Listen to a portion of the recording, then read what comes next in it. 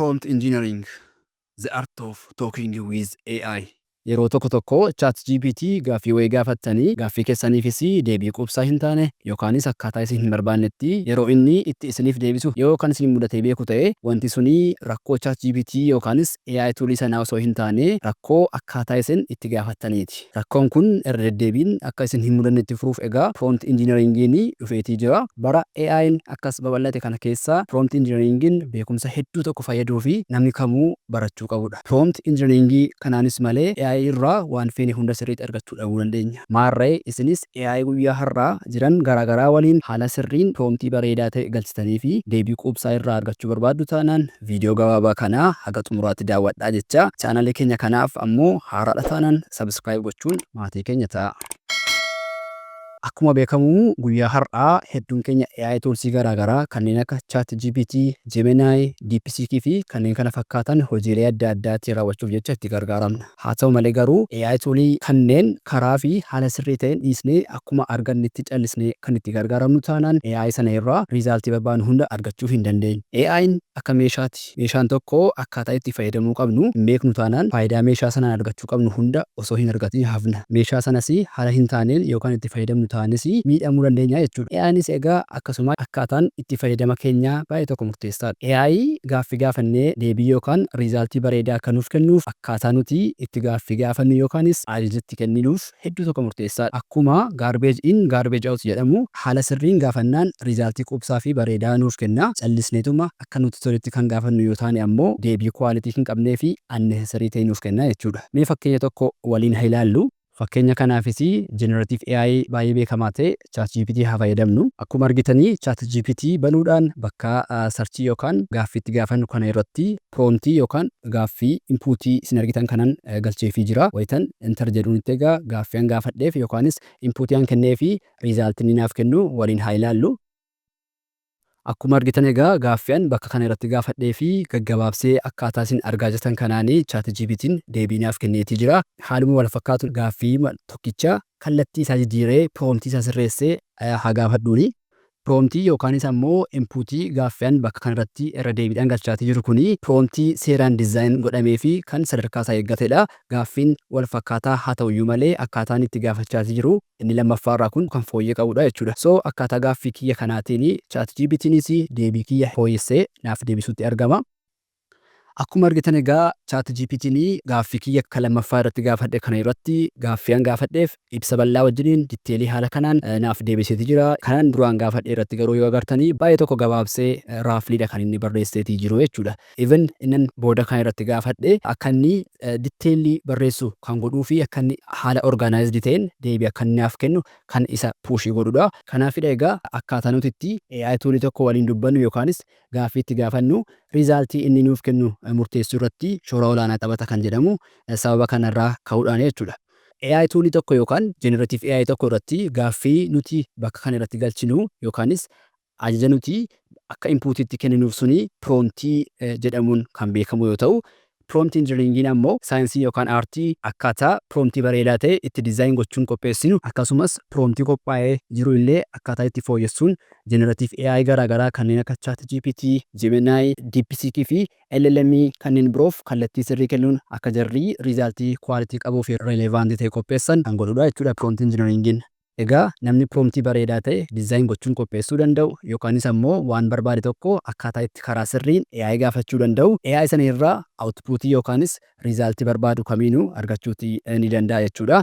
Itti aansuun egaa akkaataa karaa sirrii ta'een promptii feene kamiinuu dizaayin gochuu itti dandeenyu haa ilaallu. Inpuutiin yookaanis promptii nuti AI tokkoof kenninu riizaaltii quubsaa ta'e nuuf fiduudhaaf wantoota gurguddoo kanneen ja'a of keessatti hammachuutii qaba. Jarreen kunis gabaajeedhaan RTCROS jennee ibsuu kan dandeenyu yoo ta'u, R inni jalqabarraa roolii bakka bu'a.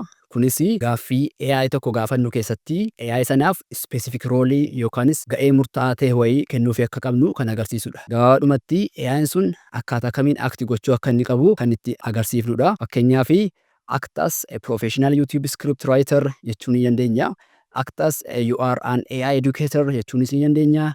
act as you are a senior software engineer.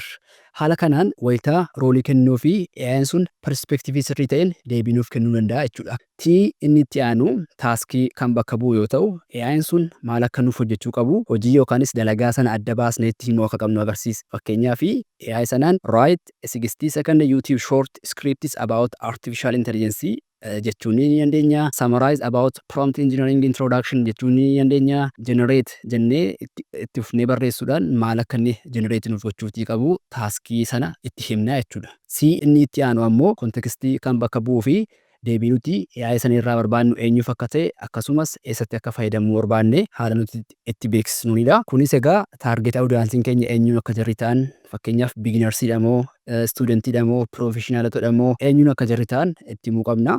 Dabalataanis pilaatfoormii kamiif akka barbaanne yuutuubiidhaaf immoo biloog weebsaayitiidhaaf immoo tiktaakiidhaaf immoo akaadaamikiidhaaf barbaanne immoo maaliif akka barbaanne fi eenyuuf akka barbaanne itti himuutu nurra jiraata jechuudha. Akka fakkeenyaatti barreeffama olii bu'uureffachuudhaani this is for beginners and will be used in a YouTube video yoo jenneeni beginneriidhaaf akka barbaannu akkasumas ammoo YouTube pilaatfoormiidhaaf akka barbaannu adda baasnee fi himaa fi jirra jechuudha. AI kanaaf itti aanee afuraffaa irra kan jiru arrii wayita ta'u innis reasoning bakka bu'a.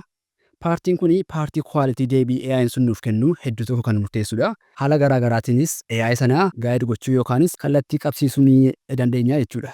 Fakkeenyaaf think step by step jechuudhaan AI'n sun akka inni steppiidhaan deebii nuuf kennu gochiisuu ni dandeenya. Explain the reasoning clearly jechuudhaan AI sana kallattii qabsiisuu ni dandeenya. Provide examples with explanations jechuudhaan illee AI'n sun akka inni examplii waliin explanation nuuf kennu gochuutii ni dandeenya jechuudha. Inni shanaffaa irra jiru ammoo outputii kan bakka bu'uu fi foormaatii nuti riizaaltii sana ittiin argachuu barbaannu haala nuti itti ibsinuufidha. Deebiin keenya xumura irratti maal fakkaachuu akka qabuu fi akkamittiin akka nuuf deebi'uu qabu specifically AI sanatti himuu qabna. Fakkeenyaaf I want the result in PDF jennaan taanaan riizaaltii sana akka PDF'dhaan barbaannu itti himaatii jirra. Use simple language and bullet points kan jennu yoo ta'e easy way haala ta'een buleetii fayyadamee deebii keenya xumuraa nuuf kenna jechuudha. Inni xumura irra jiru ammoo stooppingii kan bakka bu'uu fi stooppingii kondiishinii AI sanaaf haala nuti itti beeksisnuunidha. Kunis AI'n sun daangaa tokko malee calliseetuma deebii nuuf kennu qofa osoo hin taane yoomii fi haala kamirratti dhaabuu akka inni qabu itti himu jechuudha. Baay'een keenya wanta kana ni daganna. Yoo stooppingii hin kennuuf ta'e garuu AI'n deebii baay'ee dheeraa nuuf kenna. Yaada tokkicha irra deddeebi'aa waan nuti hin barbaanne illee dabalataan nuuf kenna jechuudha. Kanaaf stooppingii kennuudhaan AI sana to'achuutii ni dandeenya. Stooppingii yeroo jennu egaa proomtii keenya sana keessatti fakkeenyaaf jechoota akka limit the answer to 500 words ta'uutii ni mala. Kana wayita jennuutti deebii nuuf kennu sana keessatti jechoota 500 qofa fayyadama. Provide only 5 key points yoo jenneeni 5 key point qofadha kan inni nuuf kennu. Inni with short conclusion yoo jenneeni barreeffama sana nuuf barreesse kee xumura irratti short conclusion yaani kan inni goolabu. Haala kanaan fi kanneen garaagaraatiin stooppingii kenninee fi AI sana daangaa qabsiisuu ni dandeenya jechuudha. Wayitaa wantoota ja'an ibsaman kanneen fayyadamuun generative AI tokko waa gaafannutti egaa AI'n suni deebii accurate ta'ee fi kontekstii isaa seeraan eeggate nuuf deebisuu ni danda'a jechuudha. Itti aansuun proomtii wantoota jahan kanneen of keessatti hammatee jiru tokko galchuun rispoonsii AI'n nuuf kennu waliin haa ilaallu. ChatGPT dhuma irraa deemuudhaan bakka kana irratti proomtii haa kenninuu fi explain prompt engineering jedhanii fakkeenyaaf akkamittiin akka inni explain gochuu qabu haga maalitti akka inni explain gochuu qabu waan inni hin qabu calliseetuman explain jedheedi. AI'n kun egaa jeneraalidha kan inni naaf barreessu akkuma argaa jirtanii prompt engineering maal akka inni ta'e haala kanaan ibsaatii jira. Haguma na hubateen gaaffii kiyyaaf deebii agartan kana kennaatii jira jechuudha. Itti aansuun ammoo proomtii seeraan sadarkaa isaa eeggatee diizaayin godhame wantoota duratti kaasne jedhan kanneen of keessatti hammachuudhaan proomtii diizaayin godhame asirratti haala kanaan agalchuu kan jalqabarra jiru fakkeenyaaf yoo ilaaltanii you are a professional AI tutor jedha. Kuni kan jalqabarratti rool jenne roolii sana kennaafii jirra. Itti aansuudhaan explain prompt engineering for beginners jennee kun ammoo taaskii yookaan gahee hojii kennaafii akka jirra jechuuti. Sadaffaa irratti kan nuti arginu ammoo this is for a 5-minute YouTube video kan jedhu kuni kontekstii kennaafii jirra yookaan kontekstii hubachiisaa jirra. YouTube videodhaaf akka barbaannu hubachiisaa jirra.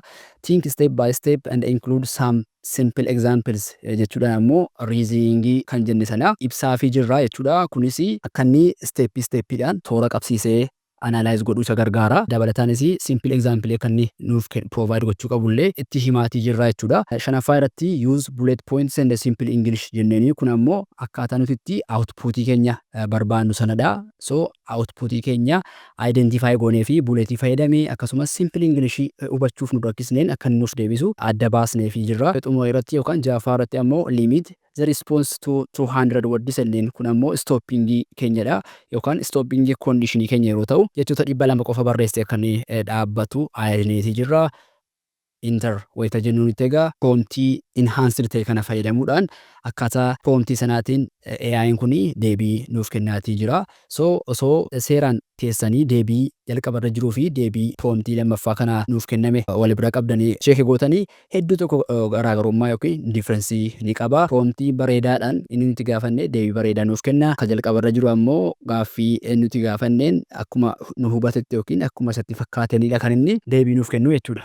Dabalataanis egaa wanti isin beekuu qabdanii akkaataadhuma promptii tokko fooyyessaa deemneen deebii AI'n suni nuuf kennu akkam akkanii jijjiiramaatti deemu ifatti arguutii ni dandeessu. Kunis iterative prompting kan jedhamu yeroo ta'u advanced prompting technique jiran keessaa isa tokkodha. Iterative prompting kun irra deebiidhaan promptii duraanii sana fooyyessinee haga deebii nuti barbaannu nu kennutti wayita adeemnu jechuudha. Advanced prompting technique biroon kanneen akka zero shoot, few shoot, chain of thought fi kanneen kana fakkaatan illee ni jiru. Haa ta'u malee garuu amma irratti viidiyoo kanaan yaada waliigalaa promptingii fi basic prompting technique qofa isiniif qooduu waanan yaadeef jarreen advanced prompting technique kana keessa seenee ibsa bal'aa itti hin kennu. Haa ta'u malee garuu isin wantoota kanneen barachuuf fedhii qabdu taanaan addatti viidiyoo kan biraan irratti isiniif qopheessa. Xumura irratti egaa prompt engineeringin ogummaa bara AI kana keessatti baay'ee tokko murteessaa ta'edha. Yoomiyyuu taanaan yoo promptiin tokko sirnaan qophaa'e AI'n sirriitti isin hubata, deebii sirrii fi quality qabus isiniif deebisa, yeroo keessanis isiniif qusata jechuudha. Kanaaf AI fayyadamuu qofa osoo hin taane akkaataa itti AI fayyadamnu barachuun hedduu tokko murteessaadha isiniin jecha. Viidiyoon kun yoo isin fayyade laayikii godha. Chaanalii keenya kana ammoo haga ammaatti subscribe hin goone taanaan subscribe gochuun odeeffannoowwan teknoolojii yeroo yeroon argachuu dandeessu.